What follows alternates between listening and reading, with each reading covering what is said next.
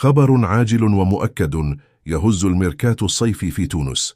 الترجي الرياضي التونسي يحسم صفقة من العيار الثقيل ويخطف جوهرة شبيبة القبائل. رسميا، كسيلة بوعالية في تونس لإتمام انتقاله إلى نادي باب سويقة.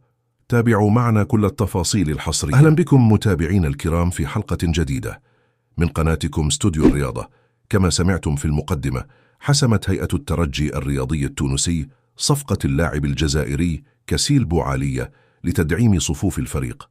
وصل اللاعب بالفعل إلى العاصمة تونس مساء يوم الأربعاء 20 من أغسطس سنة 2025، وذلك لوضع اللمسات الأخيرة على العقد وإتمام كافة إجراءات انتقاله. وحسب آخر المعلومات المؤكدة، اجتاز بوعالية الفحص بنجاح، ولم يتبقى سوى الإعلان الرسمي من النادي الذي أصبح وشيكا جدا.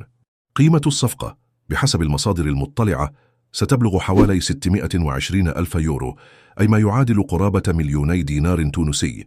ولمن لا يعرف كسيل بوعالية جيدا، فقد بدأ مسيرته مع الفريق الأول لشبيبة القبائل في عام 2020، وشارك معهم في 117 مباراة، تمكن خلالها من المساهمة في 36 هدفا ما بين تسجيل وصناعة، وهي أرقام ممتازة تظهر القيمة الفنية الكبيرة للاعب.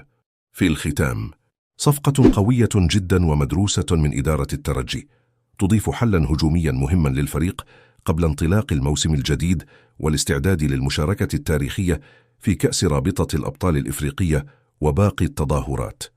الآن أريد أن أسمع رأيكم أنتم.